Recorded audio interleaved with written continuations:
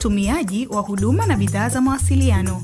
Mwarobaini umepatikana. Endapo utapokea ujumbe au kupigiwa simu yenye viashiria vya utapeli, chukua hatua zifuatazo ili kuiripoti. Ikiwa umepokea ujumbe mfupi, tuma ujumbe huo pamoja na namba ya simu iliyotumika kutuma kwenda namba 15040. Ili ukamilishe hatua hizi, kwanza ufungue ujumbe huo na kisha kuutuma au kuuforward kwenda namba 15040. Mara baada ya kutuma ujumbe huo, utapokea ujumbe mfupi kutoka namba 15040 ikikutaka uingize namba iliyotumika kutuma ujumbe huo. Fanya hivyo ili kumaliza hatua za kuripoti. Ikiwa umepigiwa simu yenye viashiria vya utapeli bila kutumiwa ujumbe, usihofu. Nenda kwenye uwanja wa kuandika ujumbe mfupi kwenye simu yako.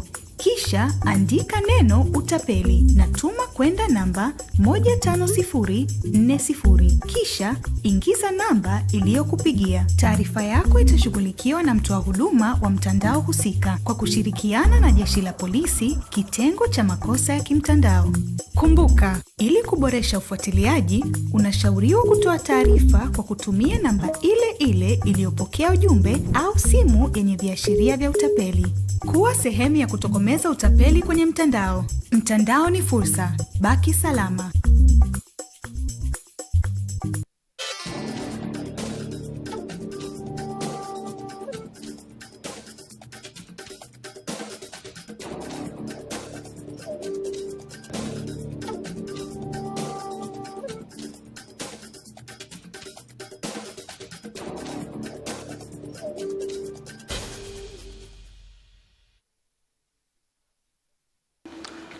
Naam, ni Ijumaa tulivu tarehe 7 ya mwezi wa 8 mwaka 2026. Karibu kwenye Baragom Live kama ilivyo ada, Jumatatu hadi Ijumaa, na ndo siku ambazo tunakutana asubuhi mapema kuamka na wewe katika kuhakikisha kwamba tunapeana taarifa mbalimbali ambazo zimejiri. Lakini tukushukuru sana wewe mtazamaji wa Channel 10 Kilicho Bora kwa kuweza kuamka na sisi, na asante kwa kuendelea kuiamini Channel 10 Kilicho Bora kabisa. Baragom Live hadi saa 3 kamili asubuhi ya leo. Katika mwanzo tunazo taarifa mbalimbali ambazo zimejiri, lakini pia tutapata nafasi ya kupata marudio ya asubuhi njema, na bila kusahau tutakuja kukutana na wahariri kuangazia yote ambayo yamepewa kipaumbele katika magazeti ya leo. Na mtazamaji, kama ambavyo unafahamu, kesho ni tarehe 8 ya mwezi wa 8, ndiyo siku ya wakulima. Tunasema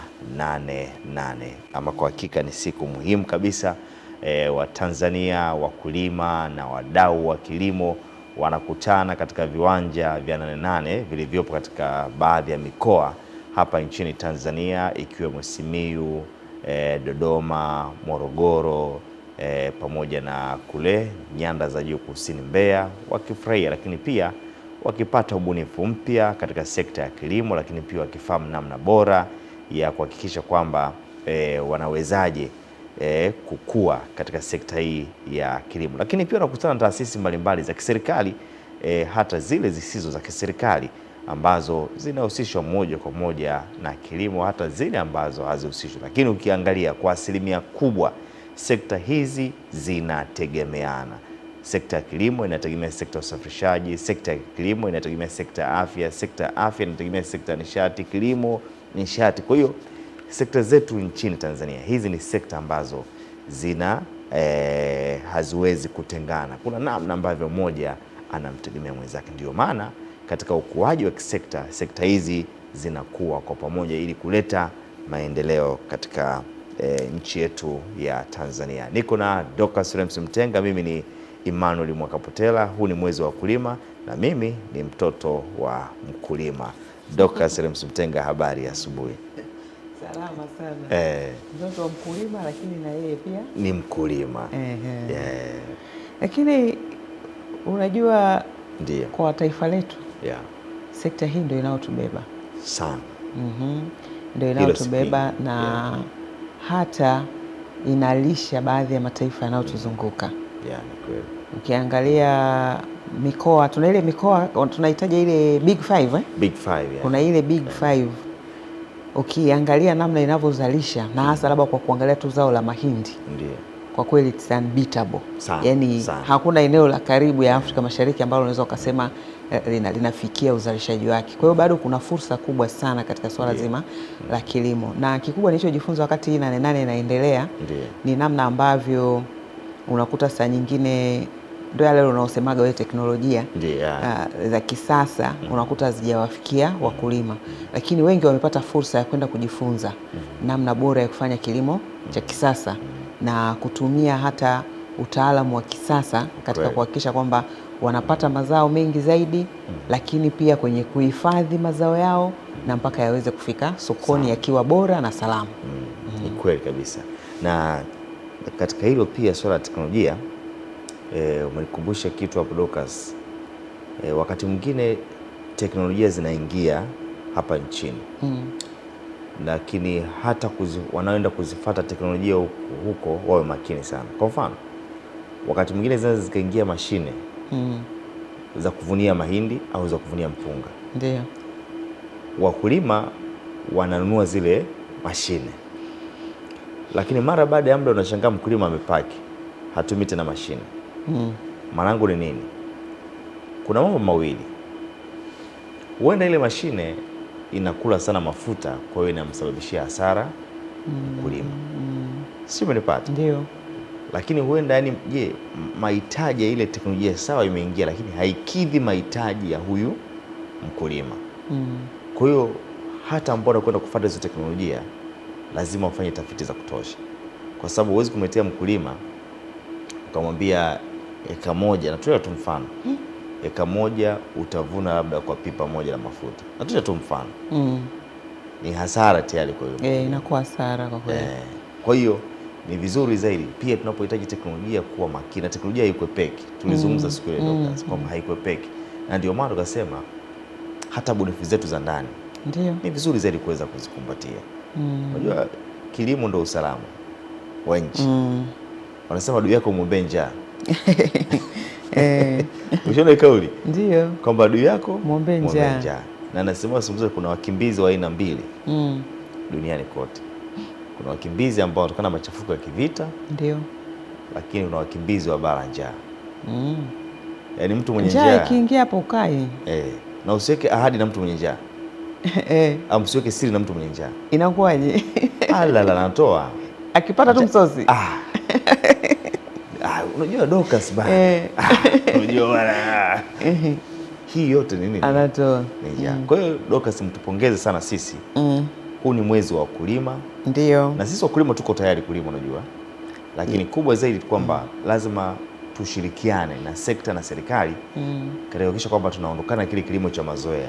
Kabisa. Unajua mimi sifresh kumuona kwamba mkulima wa Tanzania ana maeneo makubwa lakini uwezo wake wa kulima ni mdogo. Na nikupe hesabu tu za haraka Dorcas.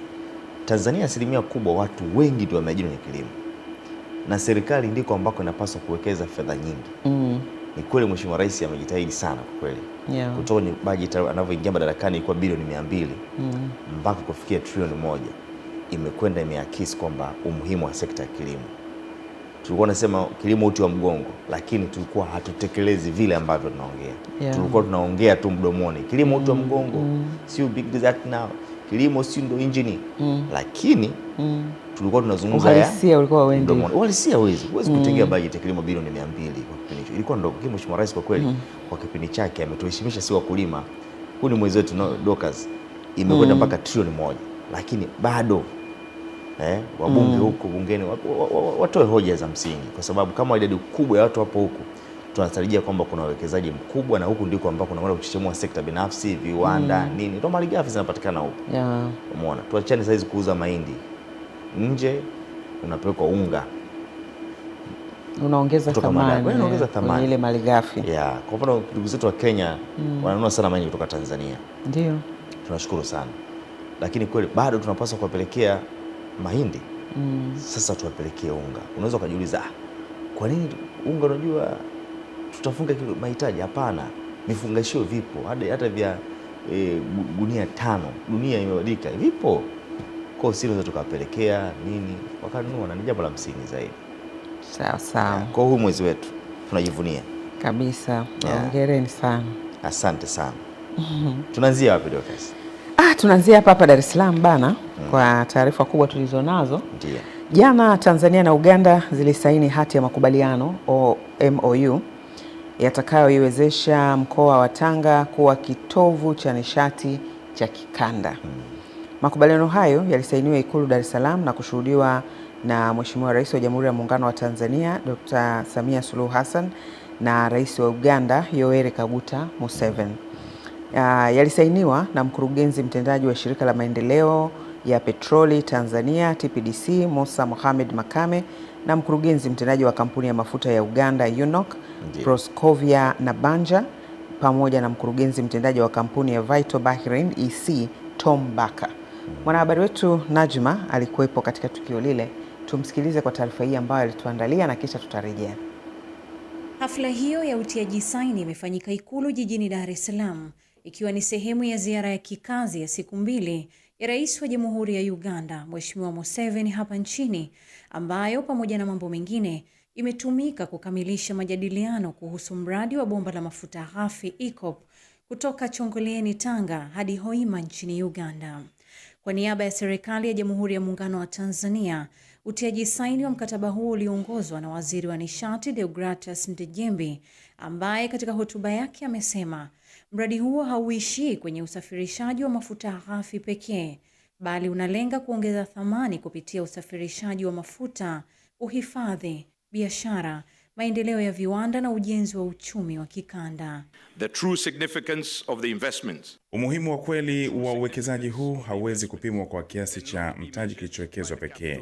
Thamani yake halisi ipo katika yale utakayozalisha.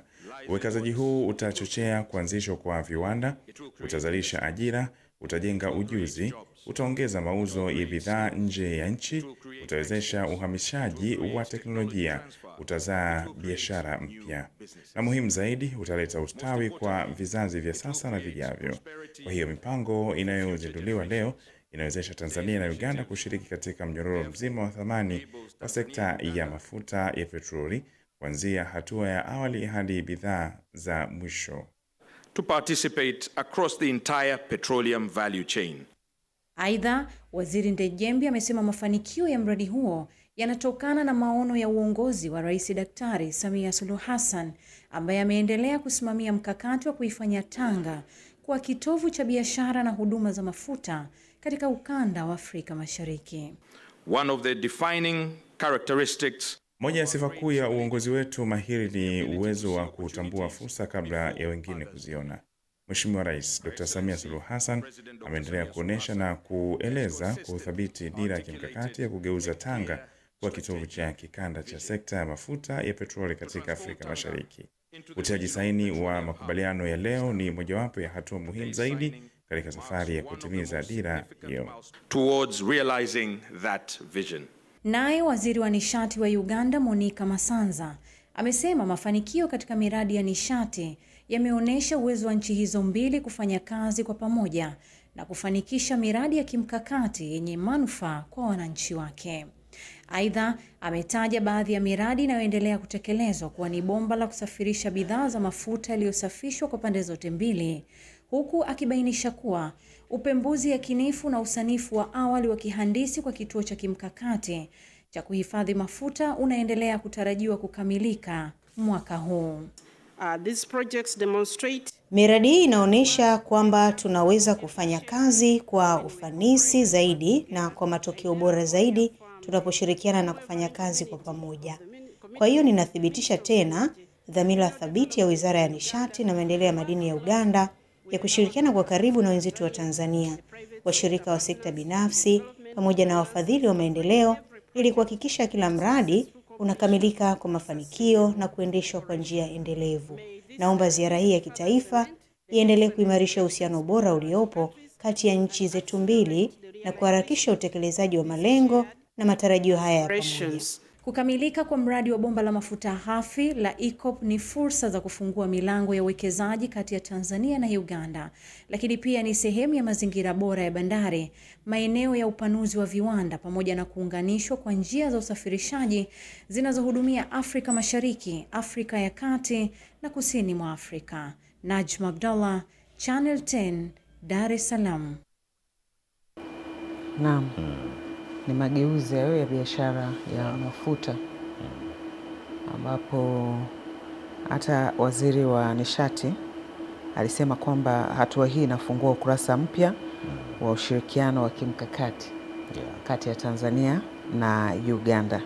Lakini pia alitaja tofauti kati ya mradi ule wa EACOP unaolenga kusafirisha mafuta ghafi kutoka Hoima nchini Uganda hadi bandari ya Tanga. Akasema huu mradi mpya unalenga kuongeza thamani ya mafuta kupitia usafirishaji, uhifadhi, biashara na huduma za usafirishaji wa bidhaa za mafuta.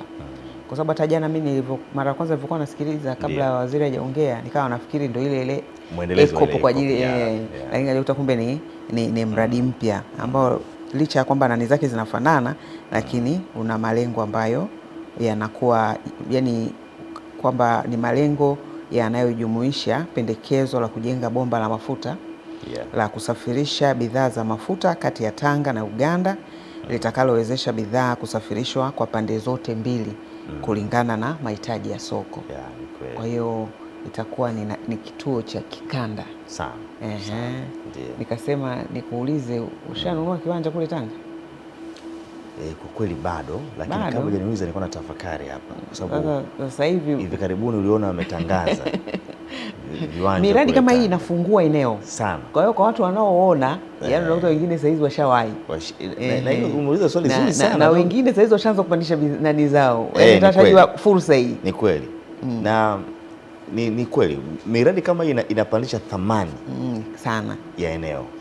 Na nikakumbuka kuna mwanamuziki mmoja, si utamkumbuka, alikuwa aliimba Tanga Tanga kuna nini pale. Sasa hivi akisikia Tanga inayokwenda hii sio ile tena sana. Na nikwambia tu, unajua kihistoria ni kwamba Tanga ni miongoni mwa miji ambayo ilikuwa nakuwa kwa kasi. Simenipata. Hizo inaweza ni miongoni mwa miji ambayo ilikuwa nakuwa kwa kasi. Sio ikatokea nini hapa katikati. Dar es Salaam yule mwanamuziki akaimba ile. Sijui palitokea nini. Mbona pale? Lakini sasa huu ni miongoni mwa miradi mikubwa barani Afrika pindi itakapokamilika. Kabisa. Ukizungumzia uwekezaji miradi 10 ambayo uwekezaji ni mkubwa ukikamilika barani Afrika. Ndio. Hutoacha kutaja mradi wa Tanga. Unajua mradi mkubwa hivi sasa ambao ni massive investment ni ule ambao umeufanya Aliko Dangote Nigeria. Trilioni 60. Kama sikusei trilioni 60. Na ndio ambao unatafsiriwa kwamba ni miongoni mwa miradi mikubwa sana barani Afrika. Hii miradi ambayo inahusisha nishati ya mafuta inatumia gharama kubwa sana. Lazima tuwekane wazi. Sasa hivi sasa tumeanza hatua katika mradi wa mafuta pale Tanga ambao zaidi ya trilioni 50. Ndani ya 53 huko. Utofauti ni mdogo sana ule mradi wa Aliko Dangote ambao ni trilioni 60. Kwa ukipiga hesabu hapa tunajiweka kwenye nafasi gani katika miradi mikubwa barani Afrika pindi itakapokamilika. Sasa huu mradi ni muhimu sana. Na umezungumza mwanzo vizuri sana kwamba mradi huu umegawanyika katika maeneo 4. Ndio. Ambayo ni kiwanda cha kusafisha mafuta ghafi. Ndio. Tunafahamu kuna bomba la mafuta ghafi kutoka Hoima mpaka Tanga. Sasa maeneo hayo kama ambavyo nimesema, kiwanda cha kusafisha mafuta ghafi, bohari ya kuhifadhi na kupakia mafuta masafi. Tuko hapo. Eneo la bandari la kupokelea mafuta. Eneo la bandari la kupokelea mafuta. Ndio. Lakini na bomba la kusafirisha mafuta safi kutoka Tanga kwenda Uganda. Umeona mradi? Kwamba Uganda inakwenda kunufaika. Kwamba mafuta ghafi yanatoka Hoima yanakwenda mpaka Tanga, lakini pia kuna mradi wa ujenzi wa bomba la mafuta safi ambayo inatoka Tanga mpaka Uganda. Ndio maana nikasema jana ziara hii sio tu kwa ajili ya viongozi ila ni kwa maslahi mapana ya mataifa haya mawili, hasa wananchi wa Uganda pamoja na Tanzania. Huu ni ukurasa mpya ambao umefunguliwa Dorcas. Kabisa. Na ukurasa huu umefunguliwa sio kwa haraka haraka, ni mchakato. Lakini Mheshimiwa Rais Dr. Samia Suluhu Hassan amekuja kuweka msisitizo na mkazo. Unajua, kufikia hatua ya kuanza kuzalisha mafuta safi sio mchezo, sio rahisi. Kuna taratibu ambazo unapaswa kuzifuata. Na sio taratibu rahisi. Ukiangalia mchakato wa makubaliano kutoka mwaka 2012. Huu mchakato ulianza, lakini umeenda, Mheshimiwa Rais amekuja sasa kufanyaje? Kukamilisha, na tunasema huu ni mwanga kwenye giza mpaka kufikia hatua ya kwanza kuwekeana saini na ile kampuni kutoka Bahrain, Uganda na Tanzania. Kwa kweli sisi tunasema ni mwanga kwenye giza, na ndio maana baadhi ya viongozi wamesema mradi huu ni faida kwa kizazi cha sasa utakapokamilika, lakini pia na vizazi vijavyo. Kabisa. Na kama ulivyozungumza kwenye masuala yale ya kilimo, na hapa pia wapongeza, sababu swala kubwa katika hiki kituo cha nishati cha kikanda ni kuongeza thamani. Asilimia kubwa. Asilimia kubwa. Kwa sababu mafuta mara nyingi huwa yanaamua bei ya sokoni. Ndio. Na ukiuza ghafi lazima utapata kiwango cha chini. Kwa mfano mchakato wa kwanza, najua bomba la mafuta utakavyoanza kati ya Tanga mpaka Uganda mpaka Tanga, ule mradi ule wa kwanza wa EACOP. Ina maana huu mradi wake ulikuwa ni kusafirisha mafuta kutoka bandari ya Tanga kwenda nje ya chakato, alafu yanakwenda kuuzwa kwenye soko la dunia huko, petrodollar. Kwa hiyo yakishauzwa kwenye soko la dunia, ina maana hata sisi tunaingia kwenye soko la dunia ufanyaje? Kununua, ndio wanarudi Uganda au Tanzania. Sasa mara hii ni kwamba tunasafisha wenyewe, unaongeza thamani. Waja leo kuondoka majaliwa. Ndiko ambako tunasafisha Tanga. Sasa ndio itazidi hiyo.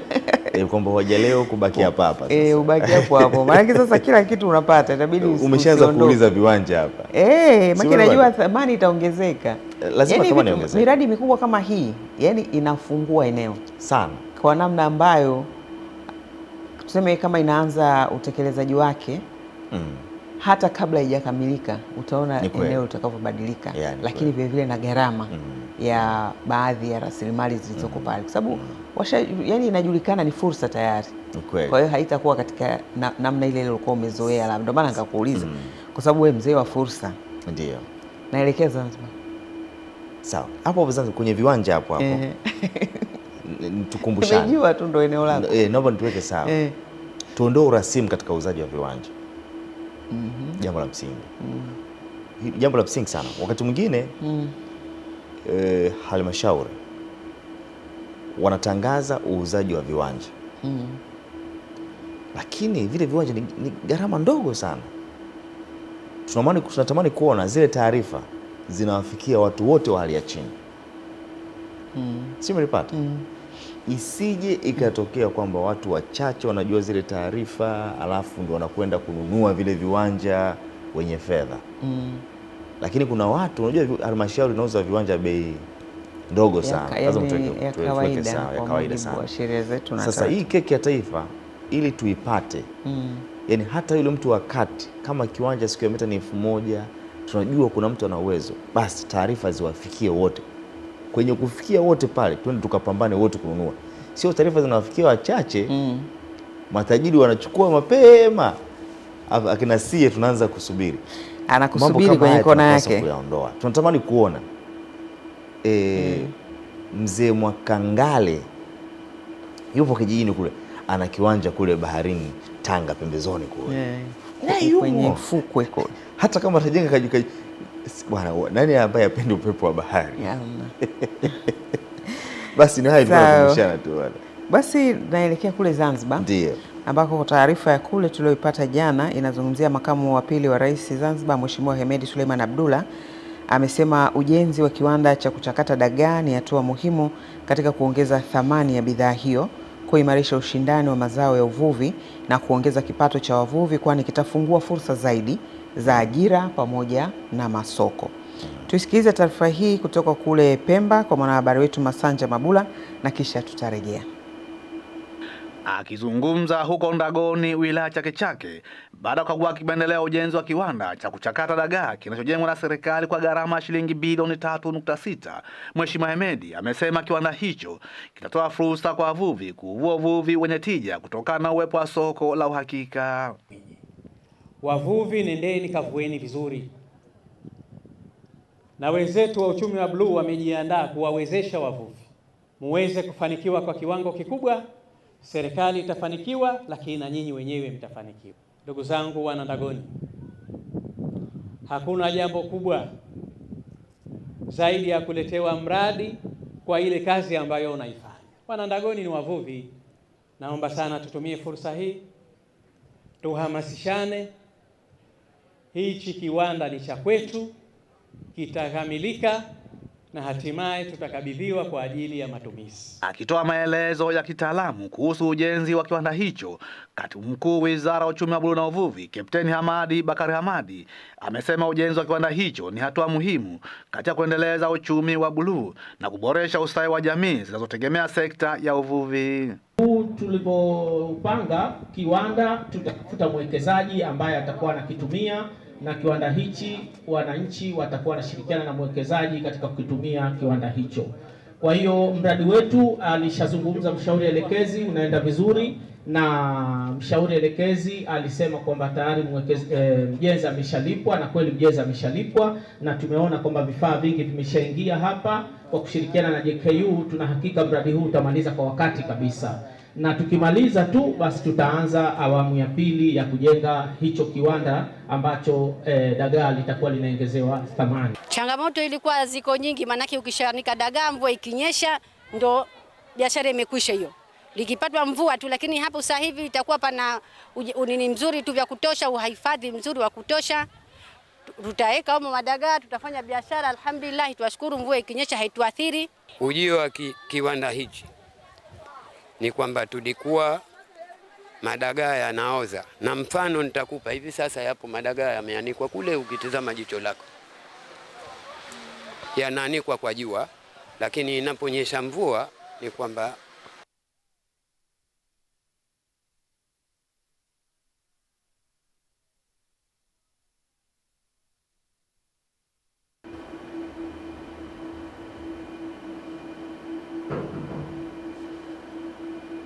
ndio.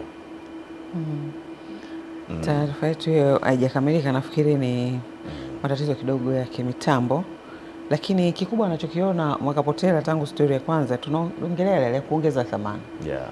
Sababu sasa kupitia kiwanda hichi hata wavuvi watavua kwa tija, kwa sababu sehemu wanayoleta, yani una uhakika wa soko, lakini vile vile ile bidhaa inaongezwa thamani. Umeona namna ambavyo pia hata wachuuzi wadogo wanavyoanika, na wameeleza wenyewe mvua ikinyesha balaa.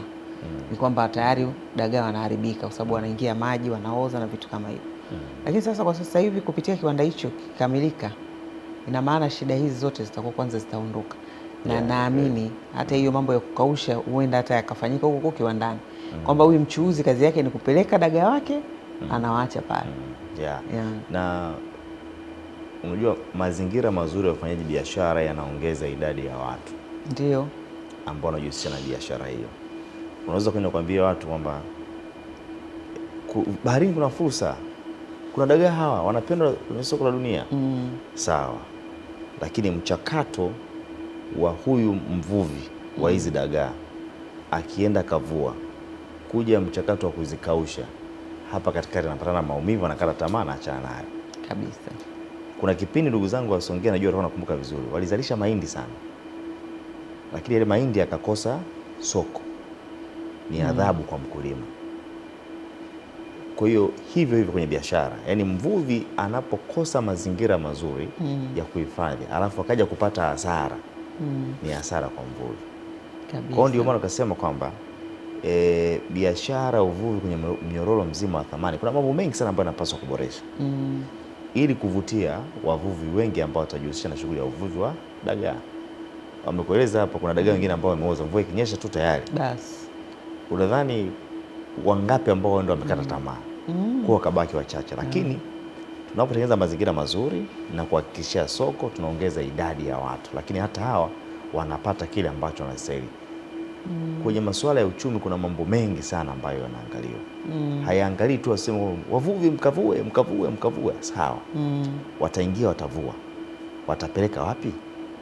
Sasa hizi ni jitihada za kuhakikisha kwamba naongeza nini, thamani, na mvuvi asikutane na changamoto yoyote, lakini pia afahamu soko lake liko wapi. Serikali ina jukumu pia la kumtafutia soko mwananchi. Na jukumu wako watu wa masoko kwamba tunatafuta soko la dagaa, lakini pia serikali ina jukumu la kuweka mazingira mazuri, na ndio hizi hatua ambazo tunatamani kuona, sio kwenye sekta tu ya uvuvi, hata kwenye sekta nyingine. Na nimeona pale kama vile kuanika ni chini kabisa. Nikasema kupitia kiwanda sasa labda hata kutakuwa na namna bora zaidi ya kuanika dagaa kama hao. Ukienda kwa wenzetu kule ambao wamebobea kwenye masuala ya uvuvi dagaa, unajua dagaa huwezi kumchambua yani kwanza anatoka baharini, anaweza kawa ana mchanga. Kwa wenzetu kuna vichanja ile ambao wanavitengeneza vya juu. Yani zaidi ya eka 10 wakati mwingine. Sasa yule unamwanika chini, kuna mchanga pia ambao unafanyaje? Unaingia. Kwa hiyo inakuwa ni kazi juu ya kazi. Umeona? Kwa lakini ni hatua ambazo zinapigwa kwamba kama kuna kiwanda kimefunguliwa lazima wapewe mazingira bora ya uanikaji wa kahawa. Na wanasema dagaa unajua kuna watu ambao wanakaushia mashine lakini hazina ile ladha, lakini dagaa wanaokaushiwa na jua yale nikipikia mkaa wali mtamu, nikipikia sijui nini, unataka kuturudisha huko. Dagaa hana shida, dagaa hachoshi, ni mapishi tu. Yaani ni wewe tu vile unavyoamua. Haya bwana. Unampikaje? Haya, tuelekee Dodoma ambako tunaelezwa wajumbe wapya wa Secretariat ya Chama cha Mapinduzi CCM Taifa wamepokelewa rasmi katika makao makuu ya chama jijini Dodoma, huku wakisisitiza kuwa kusimamia haki kwa wananchi ndani na nje ya mifumo ya chama bila kumwonea mtu yoyote, pamoja na kurejesha heshima ya Chama cha Mapinduzi ikiwa ni miongoni mwa vipaumbele watakavyovisimamia. Mwanahabari wetu Amani Mbando alikuwepo jana katika tukio hili, na hii ni taarifa ambayo alitutumia, tuisikilize na kisha tutarejea. Wajumbe wapya wa Secretariat ya CCM Taifa waliopokelewa ni pamoja na naibu katibu mkuu wa CCM Tanzania Bara Agrey Mwandri, katibu wa NEC uchumi na fedha Jamal Kasim, na katibu wa NEC anayesimamia idara ya organization Paul Chacha, ambapo wanasisitiza kusimamia haki bila kumwonea mtu yeyote. Na wananchi hapa wamewaki, tunataka haki zetu, tunaonewa, tunataka haki. Alafu naweza atumhurumie tu bwana. Sasa tumhurumie na hao wananchi hapa, hela zao zimechukuliwa. Usije ukafikiri hii kazi tutaifanya humu kwenye chama tu. Nje ya chama, ndani ya umma. Tutakwenda kule. Na hatutamuonea mtu yoyote yule. Hatutalazia damu. Hatua zitachukuliwa. Sio kwa vitisho, lakini kwa haki. Haki ya mtu haiwezi kunyang'anywa. Eneo lingine ni kuhusu usimamizi wa maadili, huku baadhi ya viongozi wengine wa chama na serikali wakieleza mafanikio ya serikali ya awamu ya 6 inayoundwa na Chama cha Mapinduzi.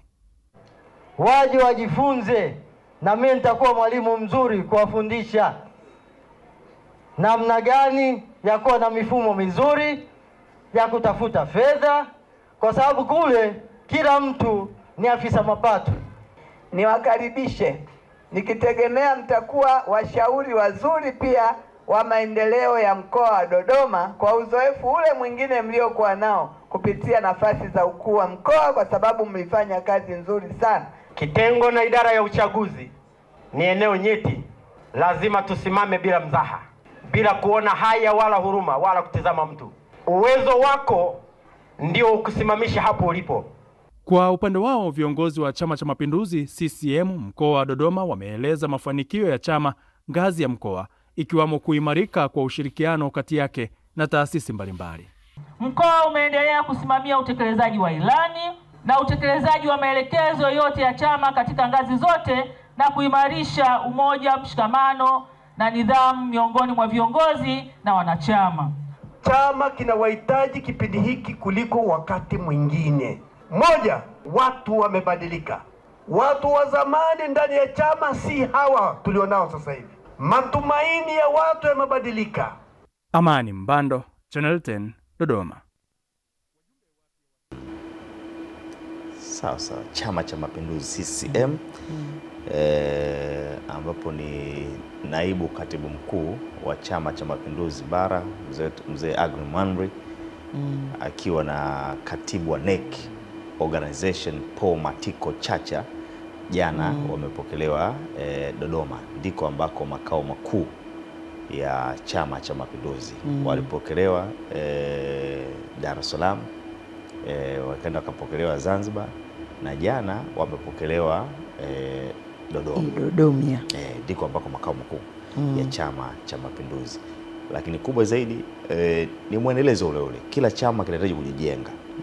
Na jana tumesikia kwa namna ambavyo tumezungumza. Nafurahi sana kusikia neno haki linatamkwa pia na wanachama wa Chama cha Mapinduzi. Hilo ni jambo la msingi zaidi, kwa sababu katika mazingira ya siasa za hivi karibuni kumekuwa kuna mambo mengi sana ambayo yanazungumziwa, lakini Chama cha Mapinduzi unajua ndicho ambacho kiliridhia kuwa na mfumo wa vyama vingi. Yaani kwa kiliridhia kuwa na mfumo wa vyama vingi. Tunakumbuka historia wakati wa mchakato wa vyama vingi kwa namna ambavyo ulianza. Lakini pia mimi naamini ni ndio chama ambacho kimebeba maslahi mapana ya wananchi, kwa sababu tangu tumepata uhuru wa nchi yetu Chama cha Mapinduzi kimeendelea kuongoza nchi. Sasa na kadri siku zinavyozidi kwenda siasa zinabadilika, kuna vizazi vipya vinakuja, watu wanahitaji mabadiliko, na chama kama chama kikongwe kinapaswa kubadilika kulingana na siasa, na kisibadilika katika misingi ya siasa ambazo ni tofauti, siasa zenye mlengo wa matokeo chanya. Na hii tumeshuhudia, na ndio maana ukisikia uteuzi wa wazee, ukimsikiza Aggrey Mwanri, ukimsikiza Paul Matiko Chacha, ni watu ambao wanakuja na hoja. Sio mimi pale. Kwa sababu chama kikikosa watu ambao hawana hoja ni changamoto. Kwa sababu hoja ndizo ambazo zinakwenda kuamua kwamba kila mtu ana hoja yake, lakini kuna hoja moja tu ambayo ni bora. Na kwenye siasa kuna hoja, unatoa hoja gani? Siasa sio ugomvi. Yaani utofauti wetu sisi ni wa kihoja. Kwamba itetee hoja yako. Kwa nini hoja yako kwa nini ni bora? Wananchi wao ni wasikilizaji. Lakini kwenye uteuzi huu imethibitisha kwamba pia CCM kuna watu. Na isitafiki kwamba siasa ni utofauti. Kwamba hoja, lakini pia kama chama ambacho ndicho kimeshika dola kinapaswa kuyatenda yale ambayo wananchi wanahitaji na yale ambayo waliahidi kwenye ilani ya uchaguzi. Lakini pia na kueleza ukweli na kukemea.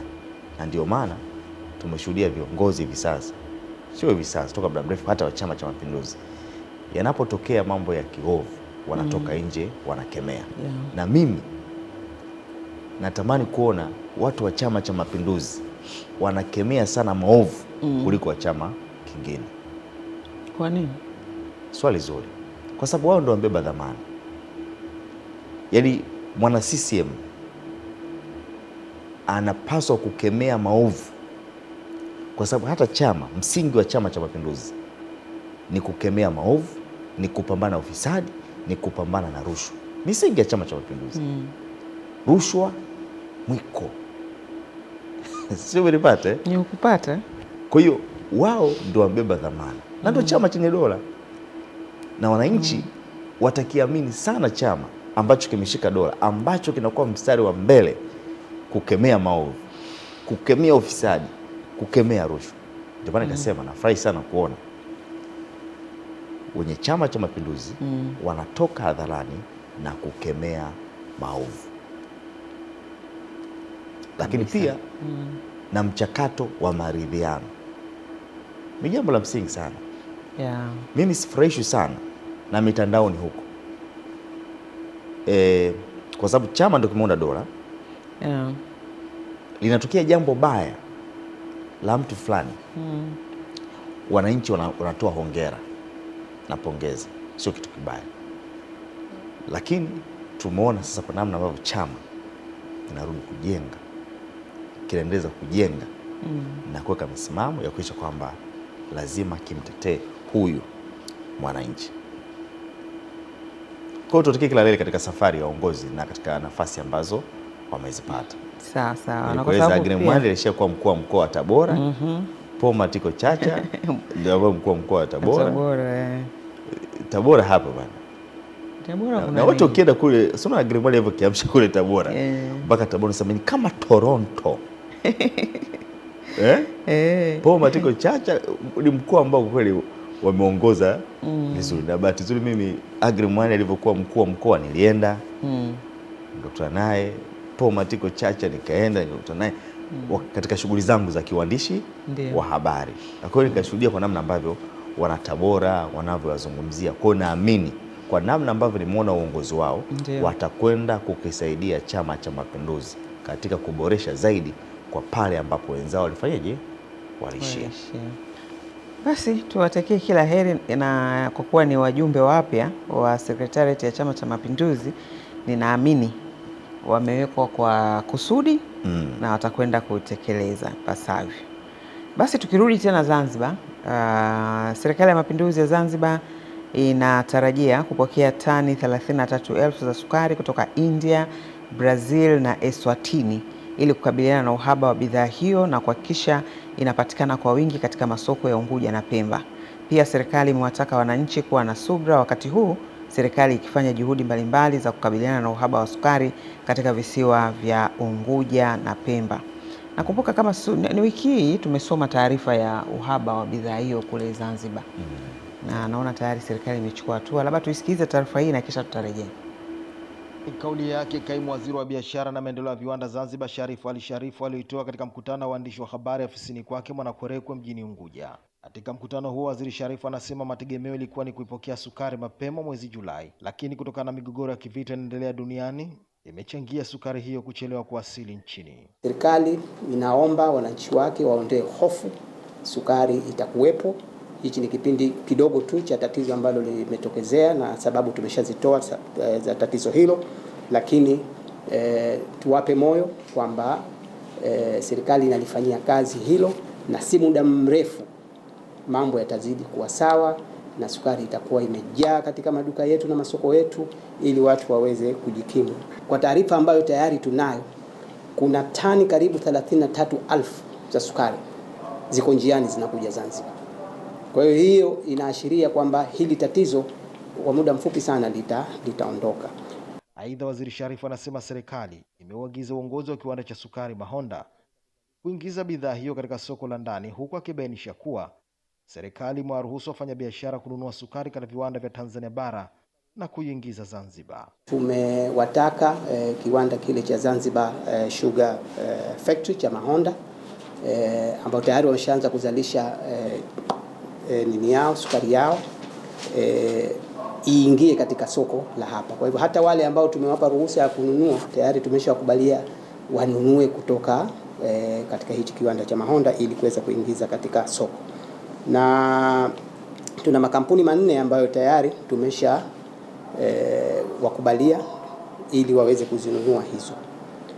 Lakini kitu chengine ni kwamba tumetoa ruhusa sukari inunuliwe kutoka bara huko Mtibwa Sugar na kwingineko ili iweze kuingia katika soko letu hili la Zanzibar. Kwa hivyo mimi niwatoe hofu wananchi kwamba tatizo hili ambalo lipo sasa hivi ni la muda mfupi sana na serikali imeliona. Kando na hayo, Waziri Sharifu anasema baada ya sukari hiyo kuingia nchini, serikali itafanya tathmini upya ya mapitio ya bei ya sukari ili wananchi wamudu kuitumia bidhaa hiyo ambayo kwa sasa inakadiriwa kuuzwa kilo shilingi 4,000. Makasim, Channel 10, Zanzibar.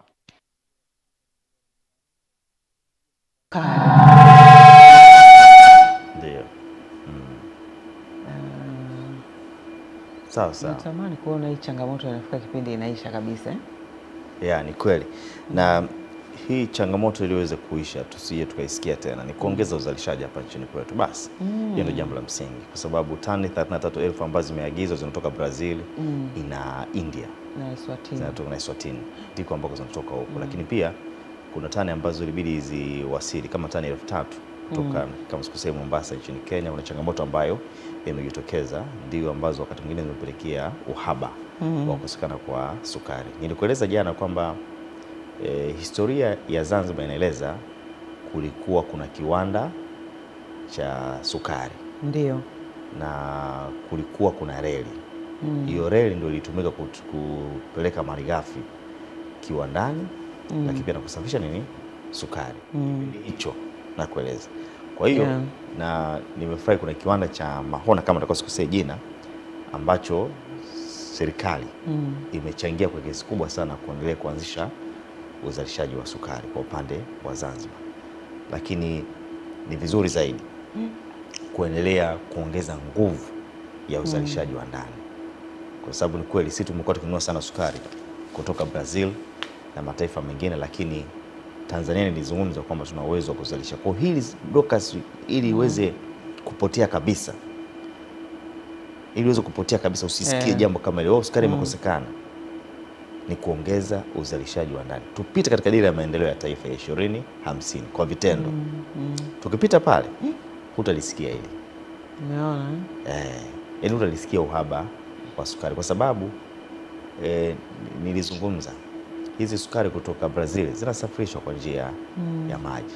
Asilimia zaidi ya 90 duniani mizigo au shehena zinasafirishwa kwa njia ya maji. Nikimaanisha maziwa, bahari ndio kwa asilimia kubwa sana inasafirisha mizigo. Kwa hiyo yakitokea mambo tofauti kidogo ambayo ni mafuta, changamoto za kiusalama baharini, tufahamu kwamba utatokea kuadimika kwa bidhaa hapa nchini. Kwa hiyo lakini tukiwa na uzalishaji wetu na Mwenyezi Mungu ametupa mazingira mazuri ya uzalishaji, tutajitegemea, tutasikia tu kwenye bomba kwamba wenzenu kwa wana sukari lakini sisi tuko na sukari. Zaidi mataifa jirani tutayauzia sukari. Kigugumizi kimebaki hapo kwenye sukari na mafuta ya kula. Ndio kitendawili hapo. Ndio nasema ni maeneo ambayo yanatakiwa yapewe uangalizi wa tofauti, kwa sababu kama ardhi tunayo na uwezo wa kuzalisha kwa kiasi hicho cha kutosheleza upo. Nilikuwa natamani kama vile hivyo Zanzibar ilivyopungukiwa ingechukua bara. Bara ikipungukiwe hivyo. Yaani umeelewa? Yaani mnazunguka hapo hapo. Yaani kweli. Lakini pia nimemsikia Mheshimiwa Waziri ameruhusu hiyo. Ameruhusu kwa kuchukua. Ameruhusu wafanyabiashara kuja kununua. Nimekula vizuri. Ilibidi sisi tukidhi mahitaji ya Zanzibar. Yes. Hiyo ndo maana yangu. Kwamba kule inapotokea nani, kwa sababu sidhani kama wanalima wao. Sina uhakika. Lakini ipo shamba. Okay. Yaani inapotokea sasa upungufu kama hivyo wanakimbilia huko. Na wakati mwingine hata sisi labda ikitokea upungufu kama huo tunakimbilia kule. Yaani kwa hiyo inakuwa hata ile fedha inazunguka hapa kwenye jamhuri yetu. Hata gharama, kwa sababu gharama kutoka Brazil mpaka Zanzibar itakuwa ni tofauti ya kutoka hapa India, Tanzania bara mpaka Zanzibar. Sawa. Basi hapa bwana, narudi tena kwenye kilimo. Mwezi wetu. Kabudi anahimiza kilimo na ufugaji wa kisasa kule Kilosa. Serikali imehimiza wananchi wa wilaya ya Kilosa mkoani Morogoro kuendelea kudumisha amani na mshikamano kwa kuwa maendeleo ya kilimo na ufugaji wa kisasa ndio msingi wa kukuza uchumi na kupunguza migogoro kati ya wakulima na wafugaji. Hebu tuisikize taarifa hii na kisha tutarejea. Wito huo umetolewa na Waziri wa Nchi, Ofisi ya Waziri Mkuu, Sera, Bunge, Uratibu na wenye ulemavu, Profesa Palamagamba Kabudi alipokuwa akizungumza na wananchi wa kata Magomeni katika ziara yake ya kukagua miradi na maendeleo na kusikiliza kero za wananchi, huku serikali ikiendelea kuhamasisha ufugaji wa kisasa kwa kuanzisha malisho maalum badala ya mfumo wa ufugaji wa kuhamahama ambao umekuwa ukisababisha migogoro kati ya wakulima na wafugaji. Miongoni mwa wilaya zilizochaguliwa Tanzania nzima kuwa eneo maalum la kuwasaidia wafugaji ni Kilosa. Kama ambavyo mkulima analima mbaazi na mboga na yeye alime malisho kwa ajili ya kulisha mifugo yake. Tunataka hawa wafugaji tuwatoe kwenye kuchunga. Aidha, amebainisha kwa serikali imeweka mkakati wa kufanya ukanda unaopitwa na reli ya kisasa ya SGR kuanzia Lumuma, Kidete hadi Mkata kwa kitovu cha kilimo cha umwagiliaji kwa ajili ya biashara na kukuza uchumi wa wananchi. Bonde la Kisaki, Manyenyere, Mabana na Mbigili yatangazwe kuwa ni maeneo yenye shughuli moja tu, shughuli ya kilimo cha umwagiliaji cha mboga mboga, ili tuzalishe mboga mboga za kutosha kwa ajili ya biashara, sisi tupate neema na taifa letu liwe na uwezo wa kiuchumi wa kuuza bidhaa za mboga mboga nje. Kwa upande wake, diwani wa kata Magomeni Dr. Sudi Salum amesema ushirikiano kati ya wakulima na wafugaji ni muhimu katika kudumisha amani na kuongeza uzalishaji. Hii tunahamasishana sisi kulima, lakini mkulima akitoka kwake akifika shambani hayuko salama. Mheshimiwa mbunge akibahatika kurudi salama, akija kulala usiku mazao yake hayako salama. Kweli si kweli? Tunabeba tenga letu la mboga, tukifika njiani wanatuvamia, wanatubaka, wanatupiga, wanatunyang'anya pesa. Dula Ali, Channel 10.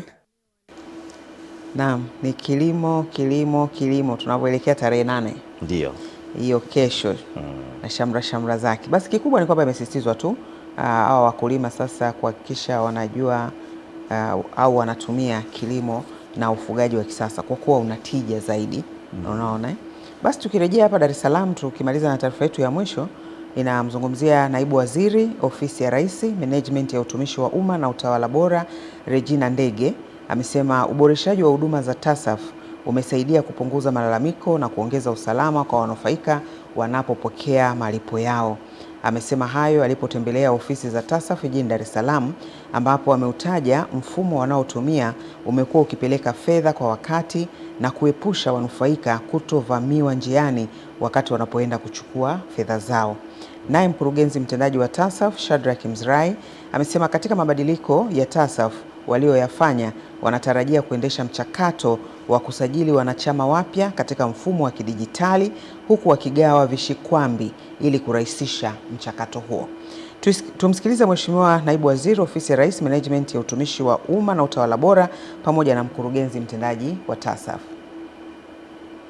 Kama mnavyojua, TASAF imekuwa ikitekeleza miradi kwa awamu, kwamba kuna utaratibu wa awamu ya kwanza, awamu ya pili na sasa tunaenda kwenye awamu ya tatu. Na nipongeze kwa sababu tumefanikiwa kwa kiwango kikubwa kukamilisha awamu ya pili kwa mafanikio makubwa sana.